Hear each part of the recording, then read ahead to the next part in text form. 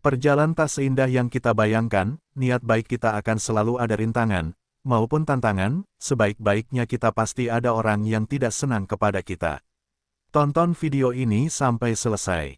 Untuk mengetahui kisah lengkapnya, sebelum menonton jangan lupa like, komen dan subscribe, Dong Gupit TV. Agar kamu tidak ketinggalan video terbaru lainnya. Udara malam di Bandung terasa lebih sejuk dari biasanya. Angin menyapu halaman gedung Pakuan perlahan, membawa aroma bunga Kamboja yang bermekaran di taman belakang. Kang Deddy Mulyadi duduk sendiri di pendapa, mengenakan ikat Sunda dan sarung batik, menyesap teh pahit sambil membaca manuskrip kuno tentang sejarah Kerajaan Galuh. Ia selalu menyempatkan waktu malam untuk menyelami kebijaksanaan leluhur, mencari inspirasi dalam memimpin Jawa Barat yang tengah ia pimpin di tengah zaman yang terus bergerak cepat. Namun malam itu, kesejukan berubah menjadi kegelisahan. Seekor kucing hitam melintasi halaman depan dan mengeluarkan erangan aneh, seperti menggertak sesuatu yang tak kasat mata. Tiba-tiba, lampu di pendapa berkelap-kelip sebelum mati total. Suasana menjadi pekat. Sejenak, KDM hanya bisa mendengar detak jam tua di ruang tamu, hingga suara pelan mendesis menyelinap dari balik pintu kamarnya. Salah satu ajudannya, Taufik, yang baru saja selesai patroli rutin, bergegas masuk. Namun langkahnya terhenti mendadak ketika melihat seekor ular kobra besar melata tenang di tengah ruangan pribadi sang gubernur. Tubuhnya mengilap kehitaman dengan sorot mata yang seperti menyala dalam kegelapan. Ular itu tidak menyerang, melainkan berdiri tegak, menjulurkan lidahnya sambil menatap langsung ke arah KDM yang tak bergeming sedikitpun. "Kang, mundur, itu berbisa," teriak Taufik sambil meraih tongkat pemukul. Tapi KDM mengangkat tangan, memberi isyarat untuk tidak bertindak gegabah. Tatapan mata KDM dan ular itu seperti saling menguji.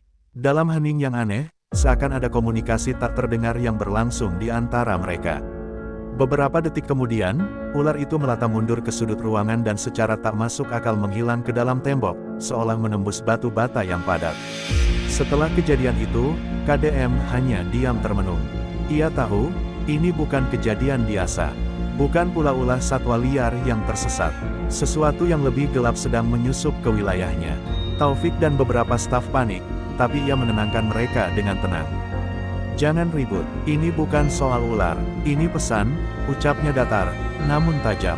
Keesokan paginya, halaman gedung Pakuan dijaga lebih ketat. Media belum mengetahui apa yang terjadi malam sebelumnya. Namun KDM memanggil seorang sahabat lamanya yang sudah lama tak ia hubungi, seorang spiritualis Sunda bernama Ki Raga Geni, penjaga ilmu tua yang pernah membantunya saat menghadapi gangguan serupa di masa lalu. Ia sadar, pertarungan kali ini bukan sekadar politik atau pembangunan, tapi antara terang dan gelap, antara ilmu putih dan dendam hitam yang berasal dari tempat yang selama ini diselimuti kabut mistis Banten. Dalam hati, KDM berdoa kepada leluhur. Ia tahu, jika ular itu hanya pembuka, maka yang datang berikutnya bisa jauh lebih mengerikan. Tapi sebagai pemimpin, ia tak boleh mundur. Kedamaian telah retak, dan ia harus siap menambalnya, dengan kebijaksanaan, atau dengan perlawanan. Bab 2, Jejak Ilmu Hitam dari Banten. Pagi itu, langit Bandung tampak mendung meski tak ada tanda hujan. Di dalam ruang kerjanya yang penuh dengan lukisan wayang dan kitab-kitab kuno, Kang Deddy Mulyadi duduk khusyuk di depan Ki Raga Geni, seorang pria sepuh berambut perak dengan sorot mata yang dalam, seolah mampu menembus kabut masa lalu. Tubuhnya dibalut jubah lurik yang membawa aroma dupa dan kayu gaharu. Ia datang tidak hanya sebagai sahabat lama, tapi juga sebagai pembaca pertanda, penafsir simbol, dan penjaga warisan spiritual Sunda. Tanpa banyak basa-basi, Ki Raga menaburkan garam dan bunga 7 rupa ke dalam mangkuk tanah liat, lalu membakar selembar daun lontar yang telah dilukisi raja kuno. Asapnya melingkar naik seperti ular yang meliuk. Ia memejamkan mata, lalu melafalkan mantra dalam bahasa yang telah lama tak digunakan dalam percakapan manusia. Wajahnya tiba-tiba berubah tegang. Napasnya berat. Suasana ruang kerja seketika terasa dingin meski tidak ada angin yang masuk. "Ular itu bukan kiriman sembarangan," ucapnya dengan suara berat. "Ada kekuatan tua dari barat yang merasa wilayahnya diganggu. Ini bukan hanya soal dendam, tapi juga ego kekuasaan spiritual yang terusik oleh pembangunanmu." Ki Raga membuka matanya perlahan. "Aku mencium aroma tanah dari Pandeglang, dari tempat yang dijaga oleh seorang dukun tua bernama Ki Suciman." Nama itu terdengar asing bagi Taufik yang mendampingi di sudut ruangan, tapi tidak bagi bagi KDM. Ki Sujiman adalah nama yang sempat ia dengar dari laporan intelijen lokal bertahun lalu, ketika proyek revitalisasi jalan antar provinsi hampir batal karena protes warga yang diprovokasi oleh tokoh gaib di Banten. Ia dikenal sebagai penjaga wilayah keramat yang meyakini bahwa perubahan fisik akan mengganggu keseimbangan alam gaib yang ia rawat selama puluhan tahun. Menurut Ki Raga, Ki Sujiman adalah pewaris ilmu, Banyu Ireng, ilmu hitam berbasis energi tanah dan ular yang sangat sulit ditangkal dengan pendekatan rasional. Ia mampu mengirim makhluk halus dalam wujud nyata, termasuk ular, melalui medium tanah dan air. Dan proyek perbatasan yang baru saja dimulai KDM beberapa minggu lalu telah dianggap sebagai bentuk pelanggaran tak kasat mata oleh sang dukun. KDM mendengarkan dengan serius, namun tak sedikit pun raut wajahnya menunjukkan ketakutan. Ia tahu tugasnya sebagai pemimpin adalah membangun, bukan hanya secara fisik, tapi juga secara spiritual. Tapi kali ini ia sadar, pembangunan yang ia dorong telah mengguncang sesuatu yang lebih tua dari sekadar tatanan masyarakat. Ia menggoyang akar-akar tak terlihat yang telah tertanam ratusan tahun di tanah Banten. Kalau ini tentang gangguan gaib, kata KDM tegas, maka aku akan lawan bukan dengan dendam, tapi dengan keseimbangan. Kita lawan bukan untuk menghancurkan, tapi untuk menata ulang apa yang telah diri.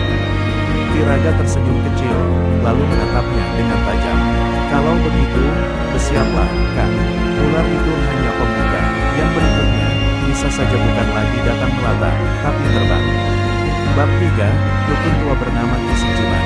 Di sebuah dusun terpencil di kaki Gunung Karang, Pandeglang, suara angin terdengar seperti bisikan-bisikan lirih yang bergaung dari balik rimbunnya hutan bambu. Di sanalah Ki Sujiman tinggal, di sebuah rumah panggung tua yang nyaris menyatu dengan alam. Wajahnya penuh keriput seperti kulit pohon tua, namun matanya tajam dan hidup, memantulkan bayangan api dari tungku kecil di hadapannya. Ia sedang membakar selembar rambut yang dibungkus kain putih sambil melantunkan kidung dalam bahasa Sunda kuno. Di sekelilingnya, botol-botol berisi cairan hitam dan patung-patung tanah liat berdiri tegak seperti penjaga sunyi. Ki Sujiman bukan dukun biasa. Ia dikenal di kalangan terbatas sebagai penjaga batas antara dunia nyata dan gaib di wilayah barat Pulau Jawa. Ilmunya tidak ia dapat dari buku, melainkan dari warisan leluhur yang diturunkan secara lisan dan batin. Selama puluhan tahun, ia menjaga keseimbangan energi wilayahnya dengan ritual dan pantangan yang tak semua orang bisa pahami. Namun ketika proyek pembangunan jalan melintas dekat petilasan leluhurnya, ia merasa terusik. Bagi Ki Sujiman, tanah yang disentuh oleh aspal bukan sekadar lahan, melainkan nadi dari roh-roh tua yang mulai gelisah. Dedi, Mulyadi terlalu berani, gumamnya pelan sambil menusukkan jarum ke dalam boneka kecil berbentuk manusia yang dibalut kain batik. Dia pikir tanah ini hanya bisa ditaklukkan dengan beton dan rencana kerja. Dia lupa, ada hukum yang lebih tua dari undang-undang. Di sampingnya, seekor ular sanca menilik kayu penyangga rumah tanpa menggeliat, seolah mengerti setiap kata tuannya.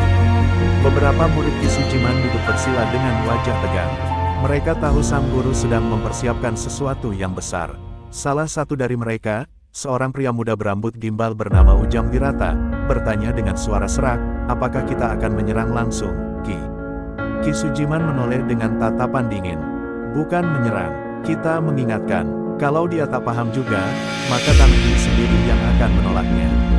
Di tempat lain, KDM menerima laporan dari tim lapangan bahwa sejumlah warga Pandeglang mulai mengalami kejadian aneh. Beberapa pekerja konstruksi melihat bayangan ular di siang bolong, sebagian lainnya mengaku mendengar suara tangisan perempuan dari dalam tanah. Beberapa alat berat rusak tanpa sebab jelas, meski baru diservis. Bahkan, seekor sapi milik warga mendadak mati membusuk hanya dalam semalam. Kang Dedi menyadari bahwa ini bukan sekadar reaksi sosial terhadap pembangunan, melainkan bentuk perlawanan metafisik yang terorganisir. Ia tahu, Ki Sujiman tak akan berhenti hanya dengan kiriman kobra. Akan ada serangan lain, mungkin lebih licik, lebih mengakar, dan jauh dari jangkauan logika biasa. Maka, ia memutuskan untuk tidak hanya menyiapkan strategi teknis, tapi juga pertahanan spiritual. Ia meminta Ki Raga Geni untuk segera membangun lingkaran pelindung di 5 titik strategis wilayah perbatasan, termasuk di dekat lokasi proyek jalan yang menuai protes gaib tersebut. Kita bukan sedang melawan manusia, ucap KDM sambil memandang ke arah barat, tapi sedang berbicara dengan masa lalu yang belum selesai. Bab 4, Serangan Lewat Mimpi. Malam itu, Kang Deddy Mulyadi duduk di balai bambu di halaman pendopo dinas, ditemani secangkir kopi hitam dan suara jangkrik yang riuh seperti orkestra semesta. Meski tubuhnya terasa letih setelah menghadiri pertemuan dengan warga Cianjur, pikirannya tetap awas. Sejak kejadian kiriman ular dan gangguan proyek pembangunan, ia mulai merasakan bahwa dunia tak kasat mata semakin aktif. Langit tampak tenang, tapi ada firasat aneh yang berdesir di hatinya, seperti bayangan yang tak punya asal. Menjelang tengah malam, KDM tertidur di ruang dalam yang beratap kayu jati tua. Tidurnya dalam, namun bukan tanpa mimpi. Dalam lelapnya, ia mendapati dirinya berada di tengah hutan lebat yang tidak dikenalnya. Pepohonan menjulang hitam, dan kabut pekat menyelimuti tanah yang lembab. Suara dentingan gamelan terdengar sayup, namun semakin lama semakin kacau, seperti dimainkan oleh tangan-tangan yang gemetar. Di antara pohon-pohon tua, muncul sosok perempuan dengan wajah pucat dan mata tanpa bola. Ia menangis, menunjuk ke arah tanah. "Kau bangunkan yang tak boleh dibangunkan," bisiknya lirih. Tiba-tiba, dari balik kabut, muncul seekor ular raksasa dengan sisik hitam mengkilap dan mata merah menyala. Ia melilit tubuh KDM perlahan, namun kuat. Suasana menjadi sunyi, seolah waktu membeku. Di saat napasnya hampir habis, terdengar suara Kiraga Geni, entah dari mana, meneriakkan mantra pelindung. Cahaya putih menyemburat dari tubuh KDM, dan kabut pun tersibak. Ular itu berteriak dengan suara manusia, lalu lenyap bersama tangisan perempuan tadi. KDM terbangun dengan tubuh penuh keringat. Nafasnya tersengal, tangannya menggenggam sesuatu, sehelai rambut panjang dan hitam, basah seperti habis direndam air sumur. Ia menatapnya dalam diam. Benda itu nyata, ini bukan mimpi biasa, ini bentuk serangan nyata dari alam bawah sadar. Pintu gaib yang hanya bisa disentuh oleh mereka yang menguasai ilmu hitam tingkat tinggi. Pagi harinya, ia memanggil Kiraga Geni. Sang guru tua datang membawa kendi berisi air dari mata air Gunung Galunggung, air suci yang hanya diambil setahun sekali. "Yang menyerangmu bukan cuma Ki Sujiman," ucap Kiraga sambil menuangkan air ke mangkuk tanah liat. "Ada kekuatan perempuan yang terikat dalam dendam lama. Ia korban ritual yang dahulu dikubur hidup-hidup di tanah proyekmu sekarang. Arwahnya belum selesai." KDM termenung. Pembangunan jalan yang kini dihentikan sementara rupanya membongkar lebih dari sekadar tanah. Ia telah menggali luka purba yang terlupakan sejarah. Kini ancamannya bukan hanya sihir langsung, tapi teror dari dimensi mimpi, yang masuk lewat celah emosi dan ketidaksadaran. KDM tak bisa lagi hanya mengandalkan perlindungan fisik. Ia harus mulai belajar memahami pesan-pesan dari dunia gaib yang mulai marah. Ia tahu, perang ini belum mencapai puncaknya. Tapi satu hal yang ia yakini, ia tidak akan mundur. Maka ia meminta Kiraga untuk membuka kembali pintu kuno di kawasan Cibodas, tempat dahulu para leluhur menyelaraskan dunia nyata dan gaib. "Jika ingin membangun, maka harus menyatu, bukan menguasai," ucap KDM. Sebab dalam diamnya malam, ia sadar kekuatan yang tak terlihat, jika tak dihormati, akan menuntut dengan cara-cara yang tak bisa diprediksi. Bab 5, Pintu Kuno di Cibodas. Pagi berkabut menyelimuti kawasan Cibodas saat Kang Deddy Mulyadi tiba bersama Kiraga Geni dan beberapa kepercayaannya. Di lereng gunung, di antara pohon-pohon damar dan angin yang menggigilkan tulang, terdapat sebuah pelataran tua yang tak banyak diketahui orang. Batu-batu besar tertata membentuk lingkaran, di tengahnya sebuah menhir menjulang, ditumbuhi lumut dan ukiran tua yang tak bisa dibaca dengan nalar manusia masa kini. Tempat ini, menurut Kiraga, adalah salah satu titik temu antara dunia nyata dan alam gaib, sebuah simpul kosmis yang disebut Pintu Kuno. Langkah mereka terhenti di depan menhir. Kiraga mulai menyiapkan ritual dengan membakar kemenyan hutan dan mengalunkan kidung pemanggil roh penjaga. Asap putih menari di udara, memutar seperti pusaran tak terlihat. Kang Deddy diminta berdiri di tengah lingkaran batu, telapak tangannya terbuka ke atas, dan mata tertutup. "Kau harus bicara dengan mereka, bukan sebagai penguasa, tapi sebagai anak dari tanah ini," ujar Kiraga, suaranya berat dan penuh getar. Dalam hening, Kang Deddy mulai merasakan tubuhnya ringan. Angin mendadak terhenti, daun-daun diam seolah waktu membeku. Dalam keheningan itu, terdengar bisikan lirih, datang dari segala arah. Bukan suara manusia, bukan pula suara binatang, namun seperti getaran tanah yang ingin bicara. Lalu muncul bayangan-bayangan samar, wajah-wajah leluhur, perempuan bermahkota daun, laki-laki tua dengan tombak kayu, dan anak-anak kecil yang tertawa tapi tak mengeluarkan suara. Mereka menatap KDM, seolah mengukur ketulusan hatinya. Salah satu sosok maju, wanita tua dengan rambut terurai dan tatapan tajam. Ia menyentuh dada Kang Dedi dan berkata dalam suara yang seakan bergaung dalam jiwanya, tanah ini tak butuh penguasa, hanya penjaga. Kemudian ia menghilang, menyisakan aroma tanah basah yang meresap hingga ke tulang. KDM tersentak dan membuka mata. Ia kini tahu, proyeknya tak boleh melukai roh-roh penjaga alam. Ia harus mengubah pendekatan, dari pembangunan yang menguasai menjadi pembangunan yang menghormati. Usai ritual, langit Cibodas cerah seketika. Angin kembali berembus, membawa harum kayu manis dari hutan sekitar. Ki Raga mengangguk pelan, puas melihat apa yang terjadi. Mereka menerima niatmu, tapi Ki Sujiman tidak akan tinggal diam. Ia akan mengirim serangan terakhir. Yang paling berbahaya. Kang Dedi terdiam. Ia tahu, lawannya, bukan hanya seorang dukun, melainkan ego masa lalu yang tak rela zaman bergerak maju tanpa diajak bicara. Sesampainya kembali di Bandung, KDM langsung menyusun rencana baru. Ia mengumpulkan para arsitek dan perencana pembangunan, menginstruksikan agar proyek jalan diselaraskan dengan aliran air, arah angin, dan posisi makam tua yang sebelumnya dianggap tak penting. Ia bahkan meminta desain ulang agar jalan membentuk lekukan menyerupai naga tidur, simbol harmoni dan perlindungan dalam budaya Sunda. Ini bukan lagi proyek biasa, ini adalah persembahan pada tanah yang telah memberinya hidup. Namun di kejauhan, di rumah kayu Ki Sujiman yang makin redup sinarnya, lilin-lilin hitam mulai meleleh. Mantra-mantra gelap kembali dilantunkan, lebih kuat, lebih dalam. Sebab bagi Ki Sujiman, pintu kuno bukan tempat berdamai, melainkan medan perang terakhir. Bab 6, Kabut Hitam dari Gunung Karang. Petang menjelang, langit Bandung menghitam lebih cepat dari biasanya. Awan menggumpal pekat seperti tinta tumpah di cakrawala. Udara terasa berat, dan bau belerang samar tercium di setiap hembusan angin. Dari kejauhan, Gunung Karang di Banten tampak seperti raksasa yang baru terbangun dari tidur panjang. Di sanalah, Ki Sujiman mulai merapal mantra terakhirnya, memanggil kabut malam, kekuatan purba yang hanya dipakai dalam peperangan antar dukun zaman dulu. Ia membakar dupa dari kulit ular kobra, menyiramkan darah kelelawar ke batu berisi mantra kuno, dan memanggil arwah-arwah pendendam dari lereng-lereng gelap. Kabut itu turun perlahan. Tidak seperti kabut biasa, ia tak membawa kesejukan, melainkan rasa gatal di kulit, detak jantung yang tak beraturan, dan bisikan-bisikan samar di telinga. Menjelang tengah malam, kabut mulai menyelimuti bagian utara Jawa Barat. Dalam waktu kurang dari 3 jam, ia telah menyusup ke desa-desa di perbatasan Pandeglang dan Lebak. Hewan ternak berteriak, anak-anak menangis tanpa sebab, dan para tetua kampung menggigil ketakutan. Ini bukan cuaca biasa. Ini kiriman. Kang Dedi yang sedang berada di kediamannya merasakan perubahan energi. Lampu di pendopo mati satu persatu, meski listrik masih menyala. Kaca-kaca jendela bergetar pelan, seperti dipukul dari luar oleh tangan-tangan tak terlihat. Ia segera memanggil Ki Raga Geni, yang sudah bersiap dengan kain hitam dan keris peninggalan Eyang Jailaksana.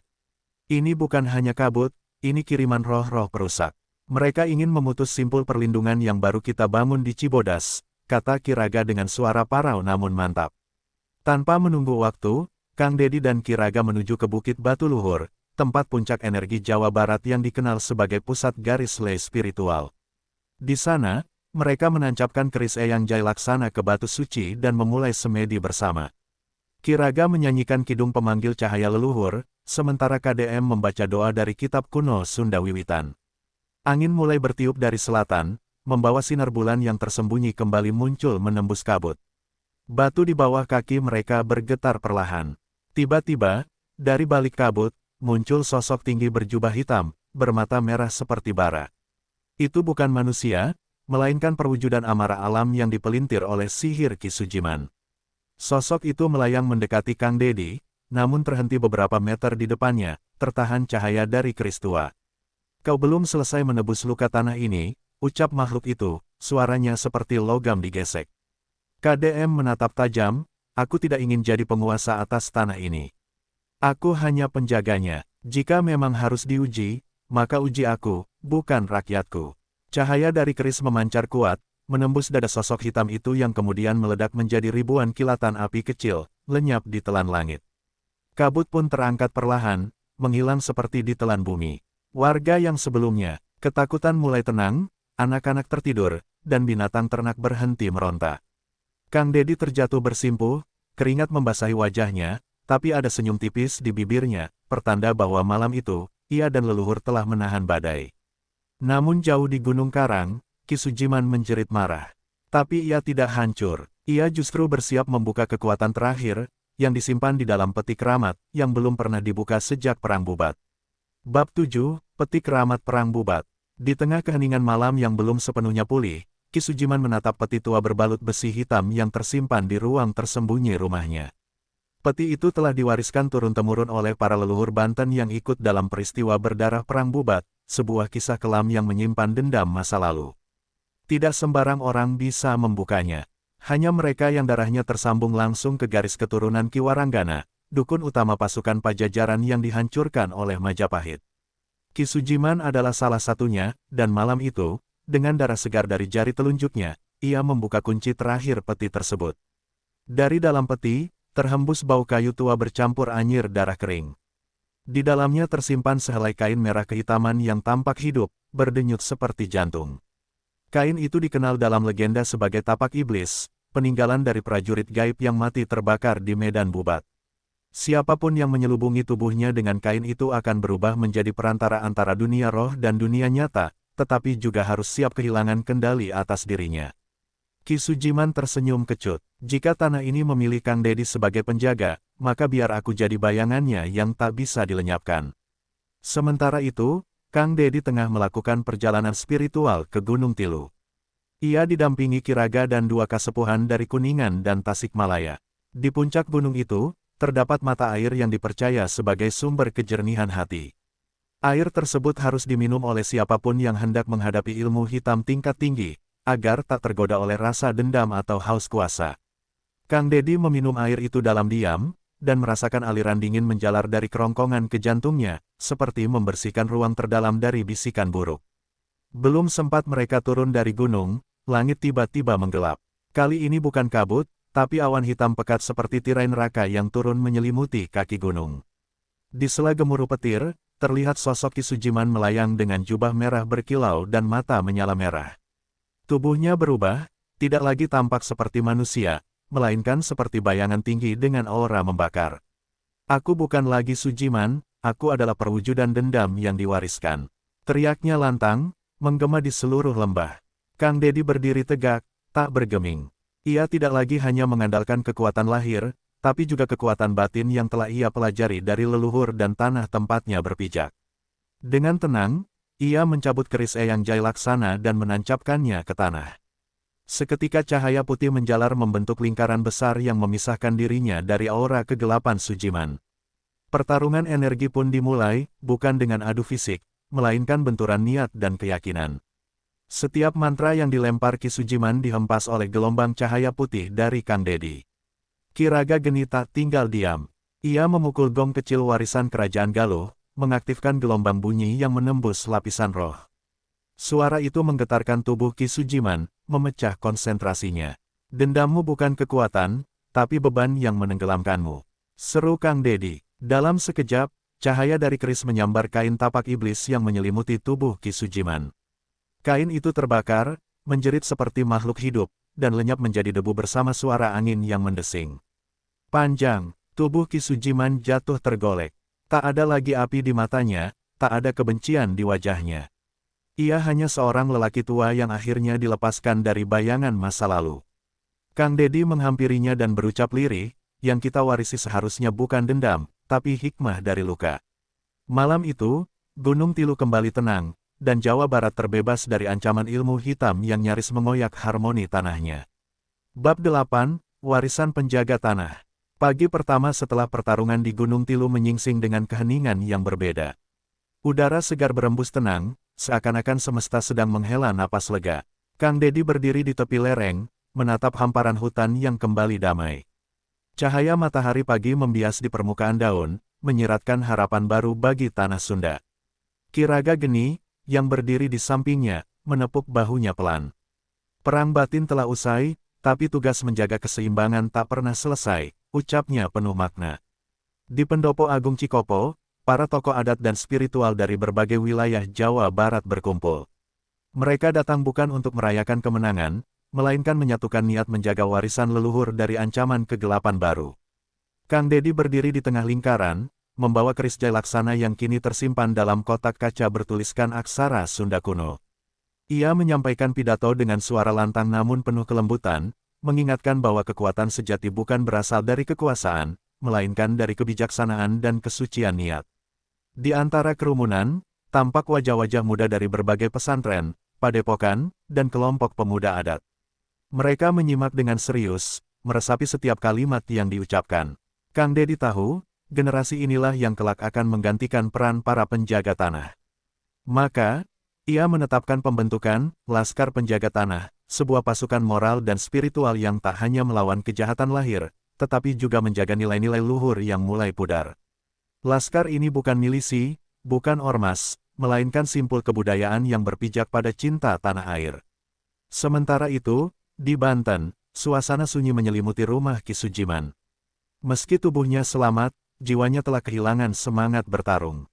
Ia kini lebih banyak duduk termenung di serambi, memandangi halaman yang ditumbuhi ilalang. Dendam yang ia pelihara selama puluhan tahun lenyap bersama hangusnya kain tapak iblis. Namun, di dalam hatinya, perlahan tumbuh rasa sesal yang jujur. Ia menulis surat kepada Kang Dedi, mengakui kesalahan dan berharap suatu hari bisa diterima sebagai bagian dari mereka yang menjaga, bukan menghancurkan. Surat itu diterima langsung oleh tangan Kang Dedi. Ia membacanya dalam diam, lalu menyimpannya di dalam peti kayu di ruang doa. Maaf adalah kekuatan yang menyembuhkan lebih dalam daripada kekuatan apapun, gumamnya. Ia tahu, menghapus luka masa lalu tak bisa dilakukan dengan satu tindakan, melainkan serangkaian kebaikan yang terus dibangun hari demi hari. Maka, Kang Dedi memilih merangkul, bukan menghakimi. Akhirnya, kehidupan di Jawa Barat perlahan kembali ke ritme alamnya. Pasar-pasar ramai, sawah menghijau, dan masyarakat kembali tersenyum tanpa rasa takut. Tapi mereka kini lebih waspada, lebih bersatu, dan lebih memahami bahwa harmoni bukanlah hadiah yang abadi, melainkan hasil dari penjagaan yang terus-menerus. Kang Dedi tidak lagi hanya dikenal sebagai gubernur, melainkan sebagai penjaga tanah, pemimpin yang mampu menghadapi kegelapan tanpa kehilangan terang dalam dirinya. Dan di malam terakhir bulan itu, di langit Jawa Barat, tampak bintang terang jatuh ke barat daya. Ki Raga Geni berkata lirih, itu pertanda leluhur merestui. Maka berakhirlah kisah teror ilmu hitam, dan dimulailah lembaran baru tentang cinta kepada bumi, warisan, dan kemanusiaan.